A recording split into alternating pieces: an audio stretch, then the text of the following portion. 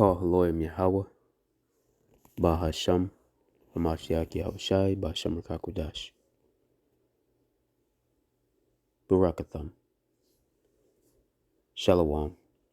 This is your fellow servant Tazawar from the GMS Orlando camp here with another lesson. First, I'm going to start off by giving all glory, honor, and praise unto Yahweh, Bahasham Yahushai, Bahasham Rakakudash. Double honors to the apostles and elders of Great Millstone who rule well, and from whom we learn the truth. Shalom to Yakim, who are not in GMS, but are pushing likewise doctrine in spirit and in truth with all sincerity. To you few sisters that are listening and learning, as well as you speckled birds who are scattered among the nations, looking like those nations. To the 144,000 elect men and the rest of the hopeful elect, to you I say, Shalom. Salakia, I'm a little under the weather. I just wanted to do this lesson a few days ago, but didn't really have the voice to do it at the time. So, I'm going to try to keep this brief. And just bear with me. Baba Kusha. Typically I usually get sick, quote unquote, air quotes, around this time of year anyway.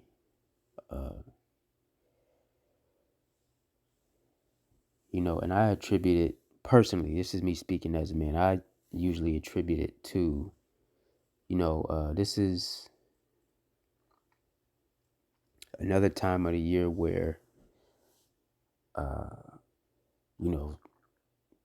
left hand is moving. All right, the left hand side, if you can understand what I'm saying. With all the holidays, pagan holidays, all right, the scriptures speak on celebrating holy days, right? Holy convocations. And you can read about those in both the book of Leviticus and in the book of Deuteronomy, all right?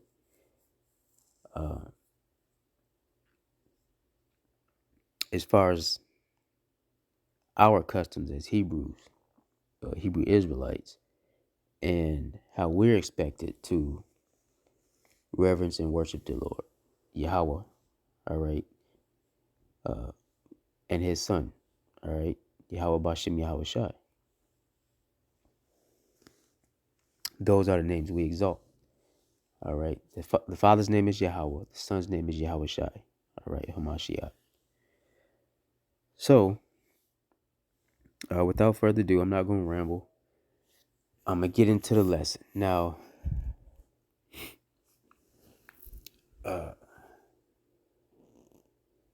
I am what you would call the black sheep of my family, right?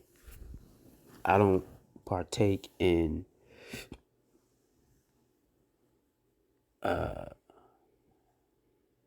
tree worship and all of that other stuff.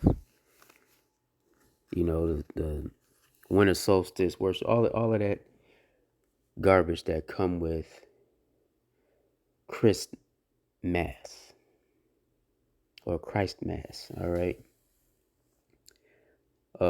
Also what's known when you go into like the medieval times, all right, where you had the Vikings and people that reverenced Odin and Thor and all of that, they did Yule tide, right? So that's another term that's commonly heard, the Yule tide, around this time of year. Anyway, it's a lot, like I said, it's a lot of demons floating around and probably fighting them in the spirit, and there, obviously that plays out in the flesh as well. So I'm doing better than I was a couple days ago. But anywho, let's jump right into the lesson. I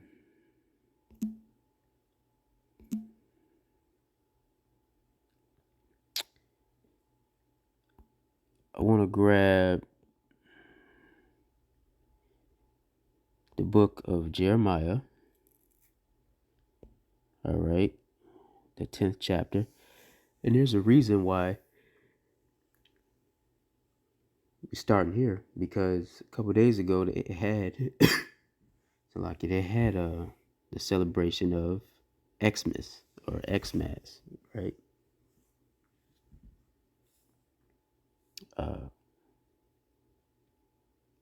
Anyway, you can find a lot of information online as far as like what Xmas really means.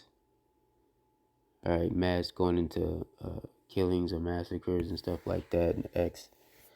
So again, it's all left hand side. But anyway, this is Jeremiah 10:2. All right. So lock it real quick.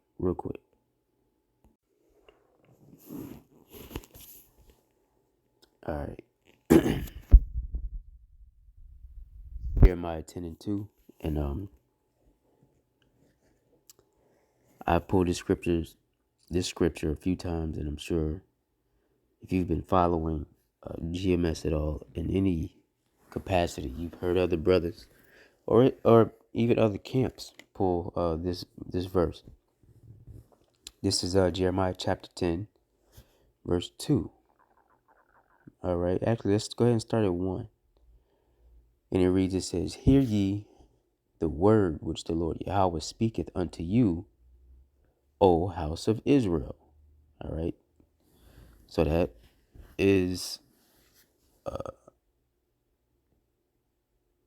O house of Israel is denoting whom the Lord is addressing. All right. Furthermore, thus saith the Lord Yahweh, learn not the way of the heathen, and be not dismayed at the signs of heaven, for the heathen are dismayed at them. Right? Listen up closely from this point on down. Verse 3, for the customs of the people are vain. Right? For one cutteth a tree out of the forest, the work of the hands of the workmen with the axe. They deck it with silver and gold. They fasten it with nails and with hammers that it move not. Right? They are upright as the palm tree, but speak not. They must needs be born, because they cannot go. Be not afraid of them. So like, be not afraid of them, for they cannot do evil, neither also is it in them to do good. Right? I'm going to explain this in a minute once I finish up these last couple verses. For as much as there is one like, for as much as there is none like unto thee, O Lord, thou art great, and thy name is great in might. Who would not fear thee, O King of nations? For to thee doth it appertain, for as much as among all the wise men of the nations, and in all their kingdoms, there is none like unto thee. But they are altogether brutish and foolish. The stock is a doctrine of vanities. All right. A couple things I wanted to point out. So when you go up from like 3 and 4, when you read these verses where it says, for the customs of the people are vain, for one cutteth a tree out of the forest, the work of the hands of the workmen with the axe. They deck it with silver, and with gold they fasten it with nails, and with hammers that it move not. Well, see, that is your quote unquote Christmas tree or your Xmas tree. All right. That all you people be putting up in your houses, right? Those fir trees y'all chopping down. All right. Hey, and fir trees are good at cleaning the air, man. All right. They're good at cleaning the air. Anyway, um,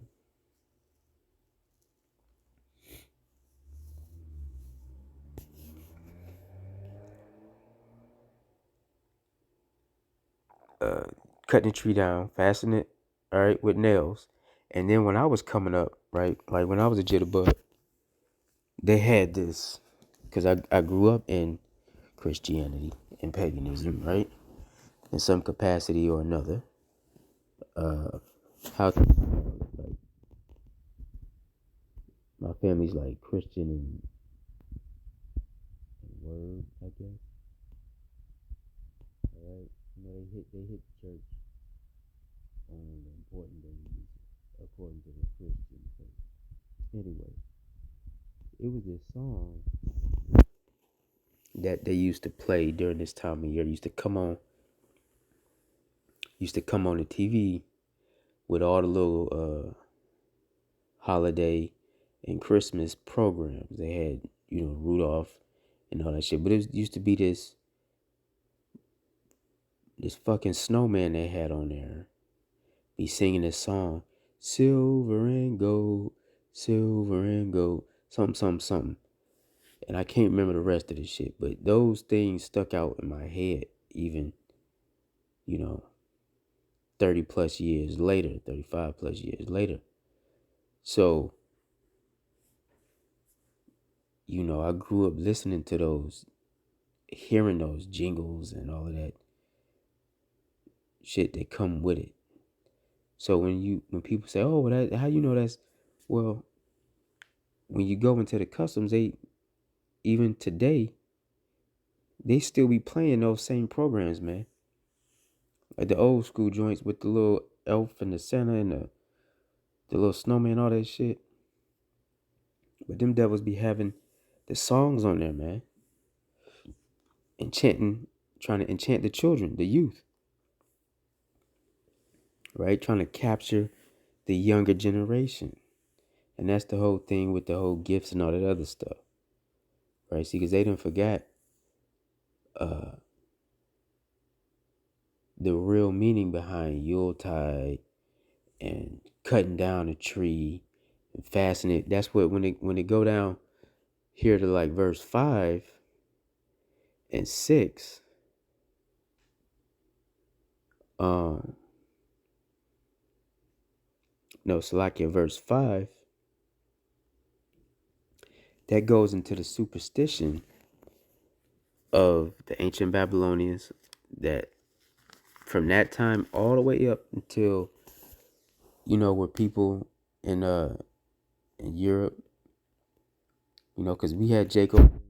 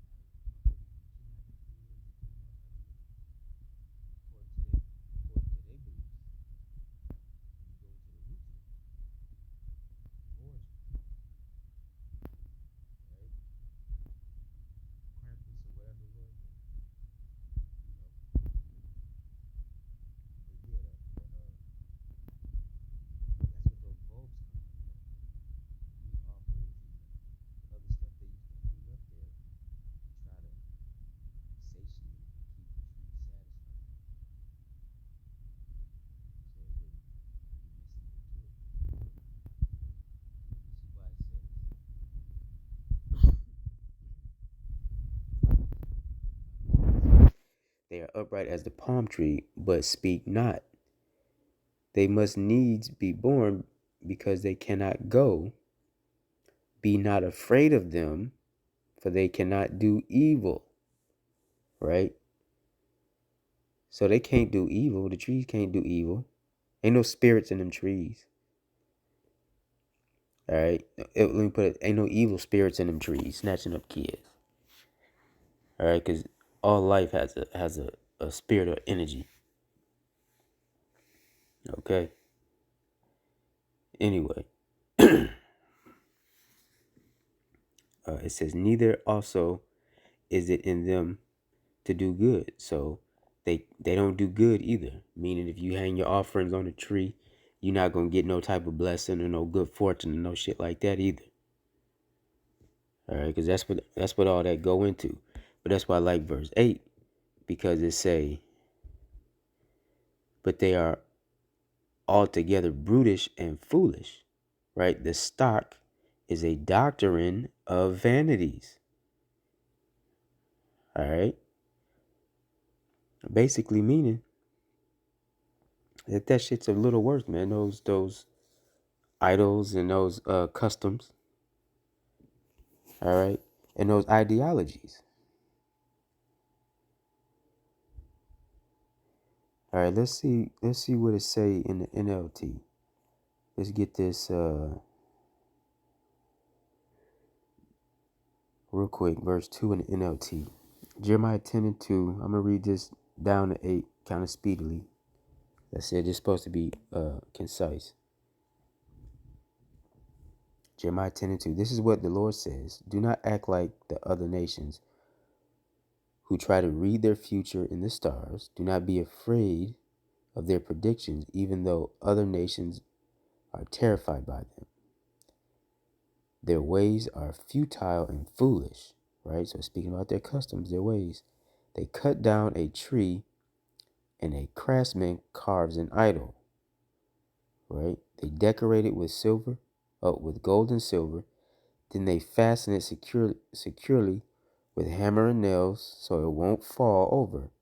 Their gods are like helpless scarecrows in a cucumber field. They cannot speak, and they need to be carried because they cannot walk. Do not be afraid of such gods, for they can neither harm you nor do you any good. Right? So it's kind of deviating a little bit. All right. Verse 6, Lord, there is no one like you, for you are great, and your name is full of power. Right? Who would not fear you, O King of nations? The title belongs to you alone among all the wise people of the earth, and in all the kingdoms of the world there is none like you. People who worship idols are stupid and foolish. The things they worship are made of wood, right? And not only that, but when you go into the book of Ecclesiasticus or the book of Sirach, it talks about it's like Wisdom of Solomon. When you go into the book, the Wisdom of Solomon, it talks about how they esteem the creation more than the creator, right? So not just wood, stone, but even the elements, fire, water, right? The wind, being amazed at the power, or the might of those elements, and their capacity for destruction, right? Not knowing that the Lord's pulling the strings behind all of that. He's the man behind the curtain, right? And he has angels on the left hand and the right hand doing his bidding. Okay. But I like the way the King James reads on this because it's pretty clear, especially with, verses 3 and 4 here. Because usually when the heathens made idols out of silver and gold, they melted them down. And you can get that when you go back into Deuteronomy, right? And our people had taken those idols from not only from Egypt, but from the lands that we had conquered through when we was going through the wilderness in our 40 years of wandering, right? And they was holding on to those idols, man, those golden idols that the other nations had made, right? They weren't even supposed to use that metal, man. They were supposed to cast that shit